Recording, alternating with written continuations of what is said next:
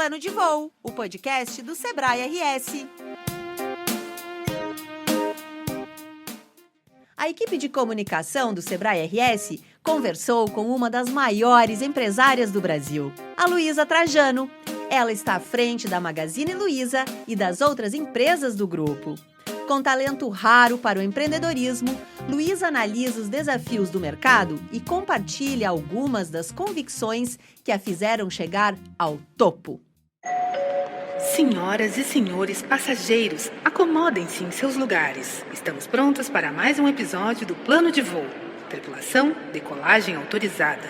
A todos, uma boa viagem. Confira a conversa com as jornalistas Ivana Gelen e Marina Azevedo. A gente queria começar a perguntar para ti, e não tem como fugir, né, de falar do contexto, que é esse contexto de pandemia, que a gente está saindo, felizmente, mas ainda está refletindo muito nos negócios para muita gente, né, Luísa?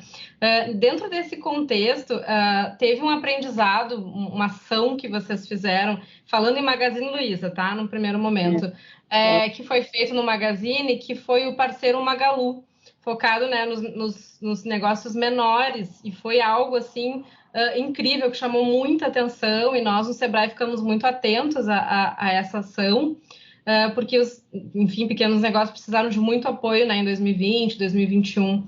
E eu queria saber de ti, assim, qual foi a motivação, né, para promover uma ação como essa, né? O que mobilizou a rede a atuar junto aos pequenos negócios?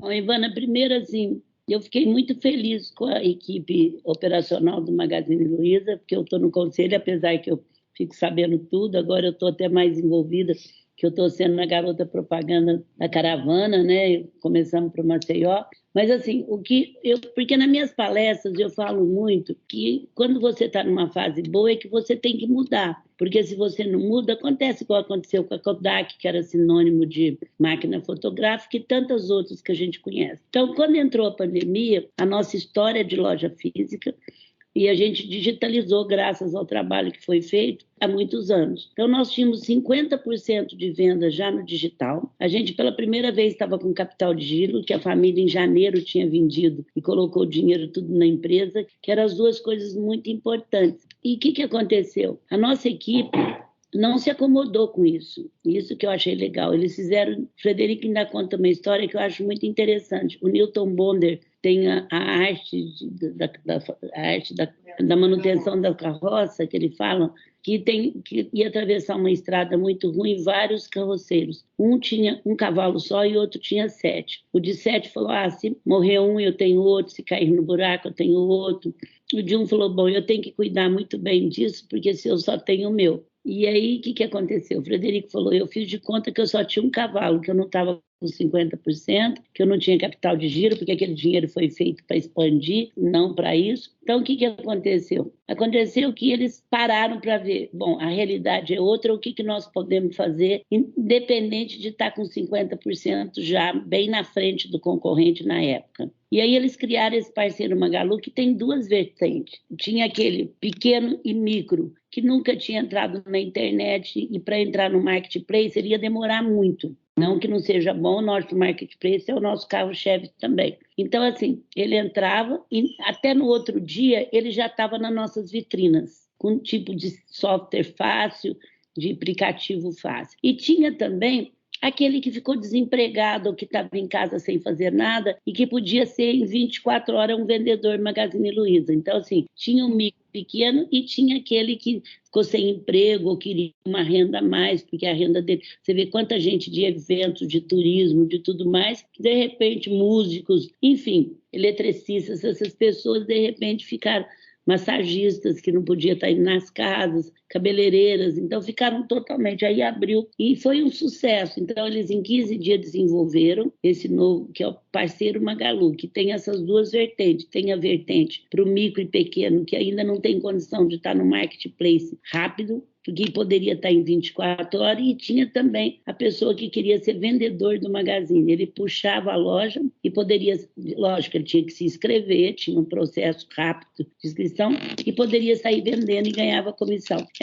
Então, assim, apareceram mais de 600 mil pessoas, muitas empresas para aparecer. E é muito legal que durante a pandemia, como eu estava sempre fazendo live, O pessoal me mandava, Luiz, olha, meu caso me salvou, eu continuei meu estudo com o parceiro Magalu, e até hoje a gente escuta muito isso. Então, eu acho que tira-se 2 lições. E, de repente, a concorrência correu atrás, o pessoal se digitou. Então, se a gente tivesse ficado do jeito que estava, sobre os louros da vitória até então, eu conto muito isso. O Almir Kim fala que, na primeira viagem dele, eu aprendi muito cedo isso com ele, que ele não dormia, não comia, não fazia nada. Quando ele estava chegando perto da Argentina, o mar estava manso, tudo estava bonito, ele resolveu tirar a roupa e descansar. Por 30 segundos ele não bateu num outro navio. Então, assim, nesse momento onde as coisas não estão muito boas como estava para nós, então, assim, esse ano de pandemia foi isso. A gente teve um ano maravilhoso, a gente faturou o dobro do que a gente vinha faturando. Depois eu falo do pós, eu estou falando durante. E o parceiro tira essa lição. Você tem que mudar também quando você está bem, e é isso que eu fiquei muito feliz, que eu vivia falando isso na empresa, quer dizer, não sentir que você está tal, porque de repente você passar na frente com a concorrência, e serviu para isso que você falou, para os micro e pequenos, salvou empresas e salvou pessoas no Brasil, salvou assim, que teve condição de estudar, de continuar de dentro da sua casa. Então eu fiquei, independente do resultado financeiro, de imagem, eu fiquei muito feliz de levar em conta essa filosofia que a gente sempre falou, muita simplicidade, que não é simplismo, não se acha melhor do que ninguém, procura mudar enquanto você está bem, não espera o ciclo te bater para mudar, e nós somos muito testemunha disso, porque você vê, capital de giro, 50% no digital, tinha muita coisa para acomodar, perto da concorrência, e no entanto, o mercado tudo bateu, hoje não tem quem não faz marketplace, não tem quem não faz coisa, né? Luísa, então, já que a gente está falando dessa proximidade, né, com as pequenas empresas e a importância delas também como geradoras de emprego no país, a gente queria te ouvir um pouco como forma de incentivo mesmo, que consciência o empreendedor de pequena empresa tem que ter quanto ao seu papel na economia e como isso se conecta às pessoas. Acho que os pequenos sofreram bastante durante a pandemia, mas também ajudaram a reerguer muitas coisas, né? Então, Marina, o que eu sinto é o seguinte, eu sempre fui muito a favor da micro e pequena empresa, independente de que eu fui pequena, que eu convivo muito com pequeno, vamos falar o lado técnico e racional. A micro e pequena empresa, nos lugares mais desenvolvidos, é PPP, pense primeiro na pequena, quer dizer, quando você vai criar um programa, não deixa de lado a pequena. Por quê? No Brasil, em vários países, a maioria, 85% dos empregos entre formal e informal vem da micro e pequena empresa. Os formais bate 50%, 55%. Uma economia em desenvolvimento, uma economia mais atrasada do que a nossa, ela vive de 2 coisas, renda e crédito. A renda só vem através do emprego. Nós não temos dinheiro sobrando. O governo colocou, na época, R$600, que ajudou muito. Eu também peguei aquelas normas que o IDV, as medidas provisórias que o governo criou para a pandemia, que o IDV, até o Instituto do Varejo, ajudou a fazer. Só que eles saem de uma forma, que eu estava falando de comunicação, de uma forma bem estruturada, mas muito ilegível. Aí eu peguei, entendível, muito pouco, e mudei de para. Como é que eu falava, gente, vocês podem dar férias, Luísa, mas eu não tenho férias vencidas. Não, gente, a lei agora vai dar a condição de vocês antecipar.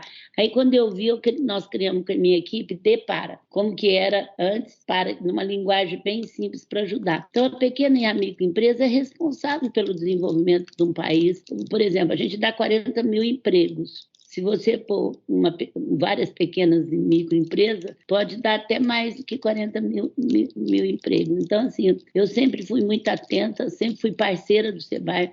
Eu comecei a dar palestra por causa do Sebrae. Por causa disso, tirando todo lado, que todo mundo nasceu pequeno, e a gente sabe as dores de ser pequeno, e as dores de ser grande também, porque eu digo, de todo jeito tem dores, gente, não se preocupa não. E eu estou impressionada agora, aproveitando a pergunta de vocês, a pandemia trouxe coisas muito tristes, que eu acho que nós vamos levar anos anos e anos. Eu nem sei se a nossa geração vai conseguir entender tudo que a gente viveu. A gente está tendo muito número de depressão, de desgaste, pessoas que perderam pai e mãe, não conseguiam nem ficar junto, não conseguiam nem ter um enterro. Então, assim, gente jovem que morreu, eu conheço tantas pessoas tão importantes para o Brasil que morreram. Então, tirando isso, que é muito triste, que eu acho que a gente não vai entender, tem uma fresta aí que nos trouxe, que na dor traz mesmo, né? Nos trouxe essa consciência, então, várias consciências da igualdade racial, que o Brasil é seu, o pessoal hoje tem muito mais protagonismo do seu país, da igualdade da mulher, trouxe um momento muito mais forte da mulher, que eu lutei tanto, não por mim, porque eu sou de uma família que a mulher sempre trabalhou,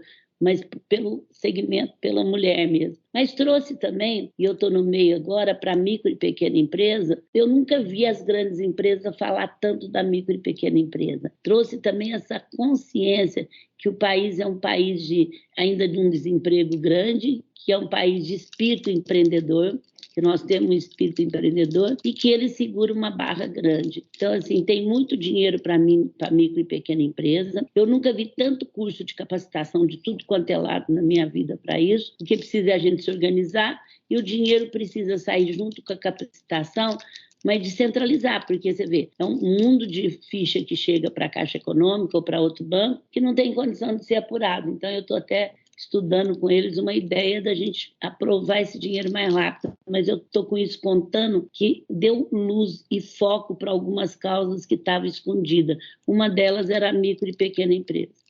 Tu falaste em protagonismo agora, Luísa, e aí a nossa próxima pergunta ela está calcada num projeto grande do Sebrae, que é a educação, né? Que o Sebrae tem cada vez mais se envolvido nesse grande projeto, claro, com educação empreendedora. E tá ligado o empreendedorismo ao desenvolvimento de competências e tal. E eu queria te ouvir um pouquinho sobre isso, assim, o que tu acha, pensando em educação empreendedora, né, a partir disso, assim, sobre a importância da gente dar luz para isso, para o protagonismo dos jovens. Claro, talvez não seja para logo, né? Que nem a gente diz que talvez a nossa geração não veja os resultados desse trabalho que a gente tem feito, mas não só para o protagonismo para empreendedor, mas o protagonismo para a vida. Talvez direcionar para a educação empreendedora possa ajudar a nova geração. O que tu acha disso?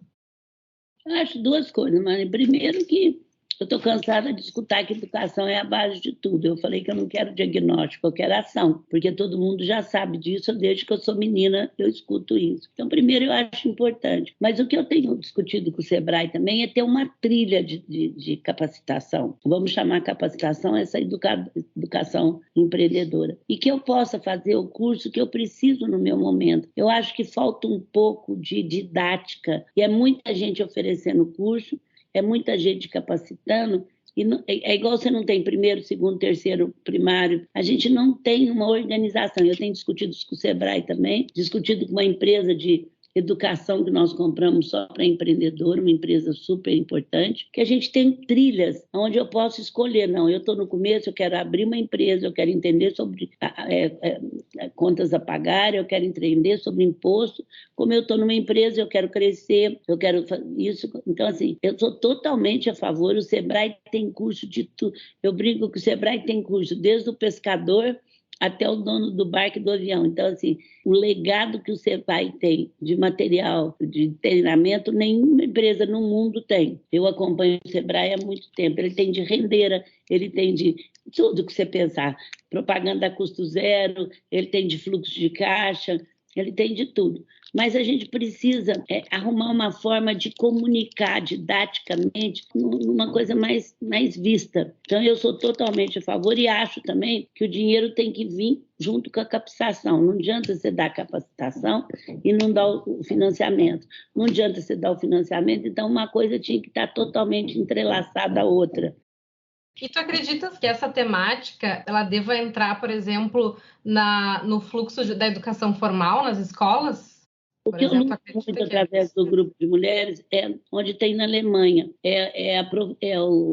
a profissionalização, é o curso profissionalizante, porque nem todo mundo pode ter tendência a empreendedorismo, mas o curso profissionalizante, como eu tenho uma escola industrial em Franca que está praticamente morta, então assim, mas por outro lado, a educação profissionalizante, porque vamos e venhamos, as pessoas querem começar a ganhar, elas querem emprego. Eu também acho que a educação não pode vir sem um emprego, porque o que você mais escuta na vida, eu frequento o sertão há 8 anos, é sertão pobre, meio que a pessoa não tem, que você sabe o que uma cesta básica ajudou, uma cisterna ajudou, porque é só quem vai lá para conhecer. Então, assim, eu vou muito com os amigos do bem, eu vou com as rendeiras. O que eu mais escuto, também frequento Paraisópolis há muito tempo, levei essas meninas até quando era para empreendedoras, que eu nem sabia que ia virar Mulheres do Brasil. O que eu mais escuto é o seguinte: eu não estudei, mas eu quero estudar meu filho. Quando eles têm um dinheiro, um emprego, eles querem estudar os filhos. Então, assim, tem que vir junto a libertação financeira para sair desse escravidão que durou quase 400 anos, onde todo mundo tem que dar as coisas para a gente, com uma educação. Eu sou muito a favor. O Sebrae tem uma escola em Belo Horizonte, já desde 1990, que é australiana, que desde os primeiros tempos eles ensinam o empreendedorismo, as pessoas tomam conta da lanchonete. E eu nem chamo isso assim, porque empreendedorismo parece que você vai abrir um negócio. Não é, gente. Empreendedorismo é você desenvolver a capacidade de administrar a sua vida, de administrar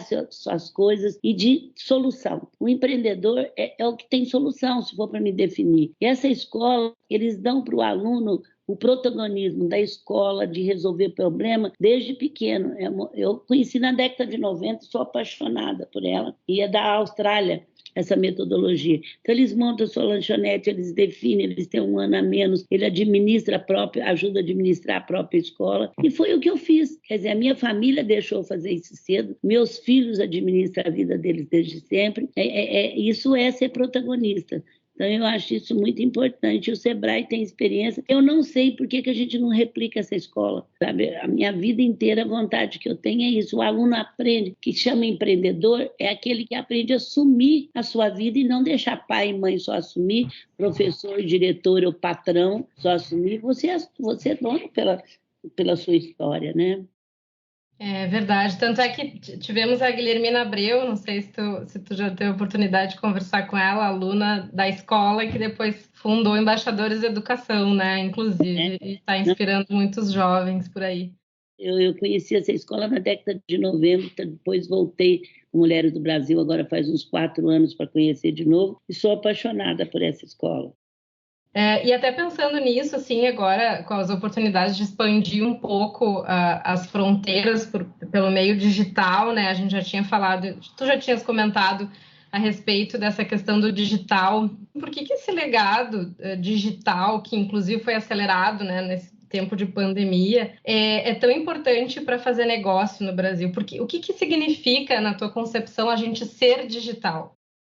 O primeiro que não é só no Brasil, né? No mundo, nós recebemos isso. Digital, para mim, Ivana, é uma cultura, é um modo de você, é um tipo de gestão, sabe? Na década de 90, eu já estava pregando que a gestão mecânica, aquela gestão autoritária, aquela gestão que você fica planejando demais para ver se acerta, eu já era caótica desde essa época. Eu custava explicar o que é caótica, vai fazendo.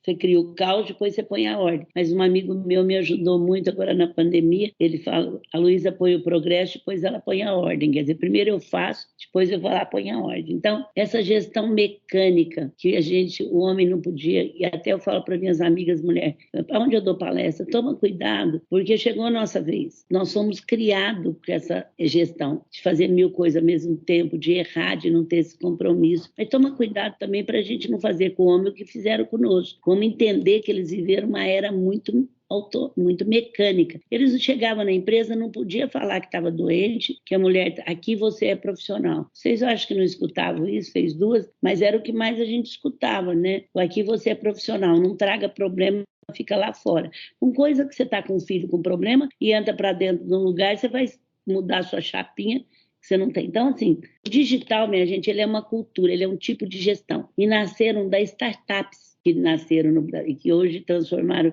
muito maior do que muitas empresas no mundo inteiro. Por quê? eles vão fazendo, vão se experimentando, errou, redireciona o erro, não tem aquele compromisso. Então, ela é uma cultura que vem junto com o desenvolvimento tecnológico, que são os aplicativos, os sites, as coisas da vida. Mas não é isso que é o digital. O digital é uma cultura, é a forma que hoje se tem sucesso com gestão, que é muito mais orgânica do que mecânica. E por que as mulheres estão tão em evidência pós-pandemia? Porque essa administração entrou feia. Hoje todo mundo quer isso. E para isso, a mulher foi muito preparada para viver estresse, para ver problema, para não sei o quê, sendo que o homem teve que viver uma cultura, e eu sou colega de muitos homens, que eu venho da cultura mecânica, né, que eu toda a vida rejeitei, mas eles vêm de uma cultura mecânica. Por eu ser mulher e ter assumido que eu sou feminina, me ajudou bem eu não entrar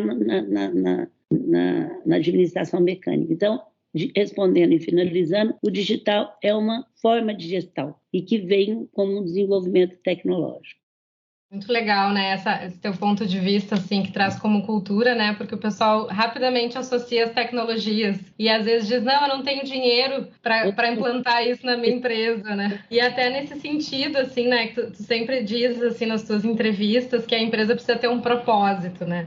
Para existir, não adianta só ter lucro, ficar em busca de dinheiro, porque uma hora pode ser, inclusive, que morra pensando só nisso, né? E aí eu queria te perguntar assim, ó, o propósito de uma empresa, pensando um pouquinho em quem está começando, quem tem poucos anos, né, de empresa, se constrói, tu achas que com o tempo, tem a ver com o produto que se vende ou que se trabalha, tem a ver com as pessoas. Com o que tu acha que está ligado o propósito? Onde é que o empreendedor busca o propósito dele? Ou entende qual é, né? Talvez ele já tenha. Eu sempre vendi coisa que não tinha muito propósito, a não ser facilitar a vida das pessoas, né? Que a gente falava, melhorar a qualidade de vida. O propósito tem que nascer da pessoa primeiro. Por que ela está aqui? O que ela quer da vida e o que ela vai contribuir para a vida. Porque quanto mais você contribui, mais importante você fica com você mesmo. Então, eu desde menina sempre questionei injustiça, sempre questionei. Minha mãe falava, quando eu ia para o colégio, cuidado, franqueza demais é falta de educação, porque eu já questionava as injustiças. Eu, com 13 anos, já tive uma assinatura de Estadão. Então, assim, eu sempre questionei. Na empresa, quando eu comecei muito nova, eu não entendia muito por que uma empresa ganhava dinheiro e as pessoas não podiam ser elas mesmas. Ou porque se fosse elas mesmas, não ganhavam dinheiro. Então, a sensação que eu tinha era um raquete de ping-pong com 2 bolinhas, propósito e lucro, porque até uma ONG tem que dar lucro. A gente tem que entender, o Sebrae não pode viver só de prejuízo. Ele tem que ter o que ele recebe do governo, que é pago por nós, para poder administrar, e não pode viver em vermelho. Tá certo? Que é a renda dele e tudo mais. Então, assim, eu acho que toda a vida. E aí, a minha maior luta foi ter uma empresa que ganhasse dinheiro e tivesse propósito. Porque não ter e ganhar é fácil, ganhar e não ter não é que é mais fácil, eu não estou dizendo que é fácil. Em 2003, a gente ganhou a melhor empresa para se trabalhar no Brasil. A gente é uma empresa do interior ainda. Puxa, para mim era assim, era um prêmio do que eu sempre tinha lutado. Porque eles falavam, é uma moça, é do interior, isso parece religião, você fazer o bem pelo bem, ninguém acredita, sempre acha que tem algum interesse de trás disso, né? A única coisa que me deixa triste é isso. Mas cada dia eu provo que eu não tenho nenhum interesse. Por que eu estou aqui? Ela vai sair presidente, eu não me filiei a partido, então agora sabe que eu não vou sair. Assim, parece que sempre você está...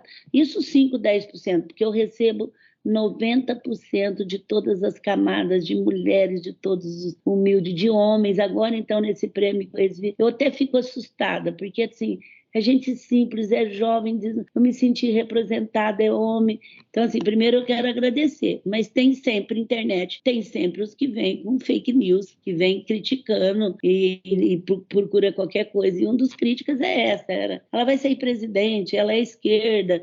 E eu provei agora, lógico que eu fui convidada para várias coisas, que eu não me filiei a nenhum partido político. Não foi falta de pedido, de pressão, de almoços comigo, de tudo quanto era camada de gente.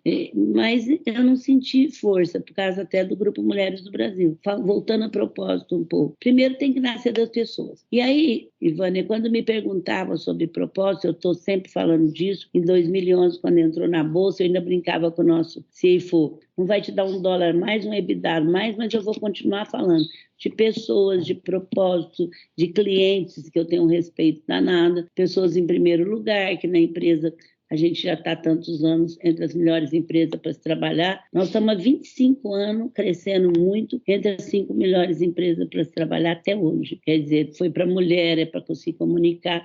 E olha que nós começamos a faturar, quando eu assumi R$100 milhões, já faturamos 54 bilhões no ano passado. Então, assim, compramos 17 empresas só nesse último ano e meio agora. Isso tudo não é tão fácil você se adaptar para continuar sendo a melhor empresa para se trabalhar, como a gente foi. Agora, eu respondo totalmente diferente. Agora, quando me pergunta, porque eu vou nesse...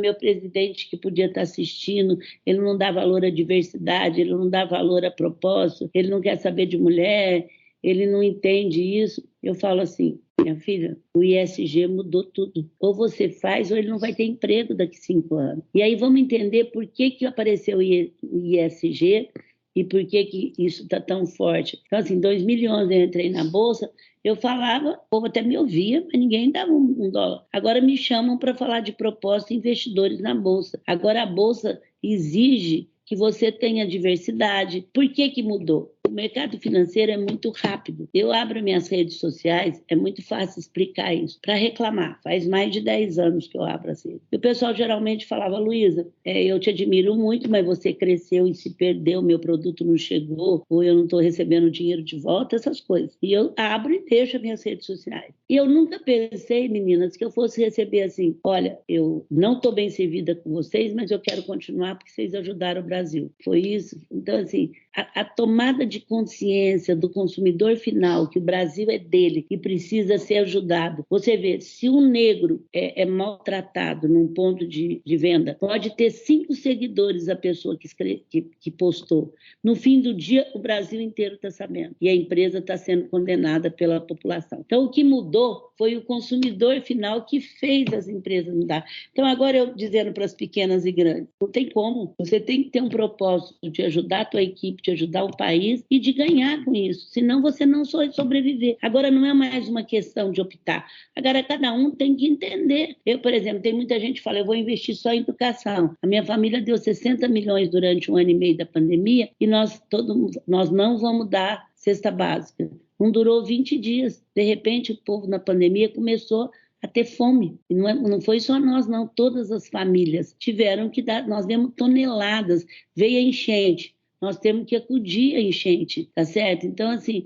de repente, é a fome que bateu. É a casa que foi destruída. E aí nós tivemos a saúde naquele hospital lá no interior de Rondônia que não tinha respirador. Você tinha que ir lá acudir. Então, assim, as famílias, eu quero dizer que a minha, como outras famílias, foi também desenvolvido a cultura da doação. Gente, e não foi só quem tinha. Mulheres do Brasil, tem muitas mulheres líderes de periferia. Vocês não imaginam que elas ajudaram a gente, né, nesse momento de tanta fome, de tanto desespero que foi os primeiros meses de pandemia, né? Então é isso, agora não é uma questão de opção. Agora cada um tem que desenvolver o que é verdadeiro, porque também não adianta pôr na parede e não ser. É o que realmente é. Agora, racionalmente, não tem jeito da gente vencer na nossa empresa, micro, pequeno ou grande, se o nosso país não for bem. E essa equação não fecha, certo? Então faça por interesse, pelo menos.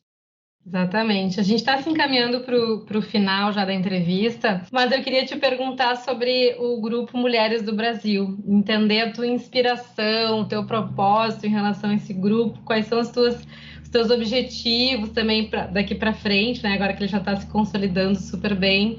Eu te ouvi um pouquinho a respeito desse projeto bacana.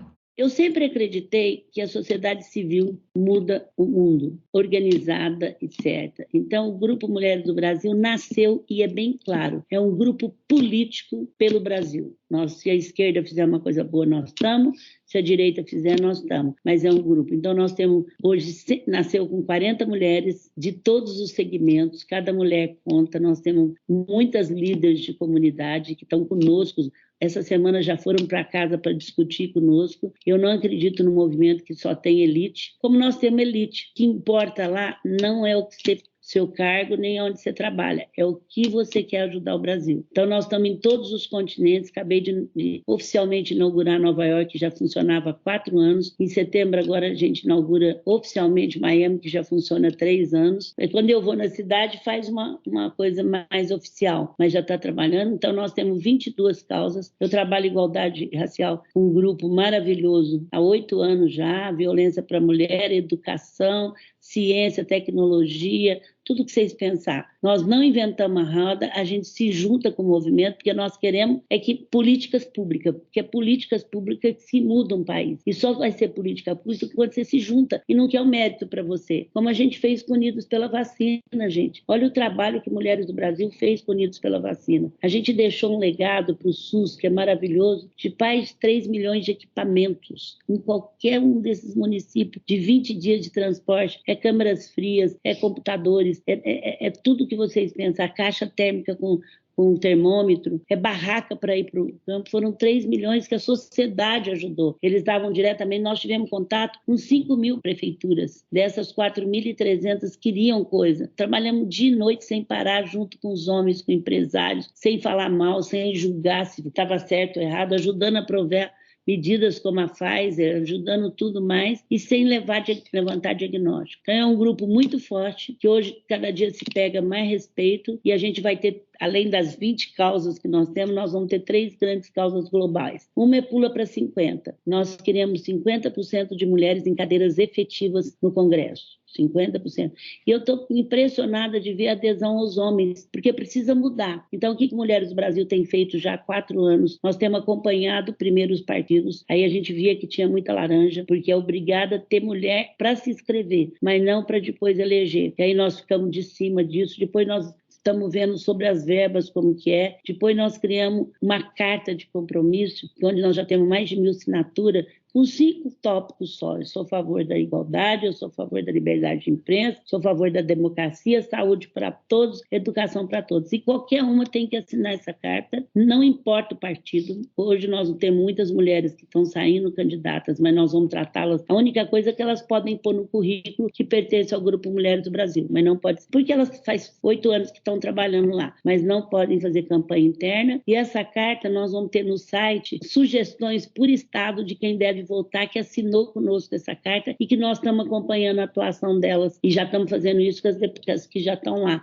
Porque também a gente tem que pôr mulher para mudar o que está aí. Nós não podemos pôr mulher para não deixar. Então, nós temos uma equipe que estão acompanhando, já que assinaram, que vão acompanhar, independente do partido. Se o partido votar contra uma educação que é bom para todos, ela é obrigada a votar a favor da educação que é bom para o Brasil. Por esse motivo, eu sou muito entusiasmada com o Grupo Mulheres do Brasil, convido a todas a entrar, é grupomulheresdobrasil.org.br. Nós estamos em 154 cidades, o número é muito importante para nós queremos chegar a 200 mil, 300, porque isso dá força política para mudar a política pública. E nós temos mais de 10 mil mulheres envolvidas, trabalhando todo dia, fazendo a diferença nas suas cidades. Hoje nós estamos em 154 cidades no mundo já. Então, assim, é o maior grupo político já do mundo. É um grupo político.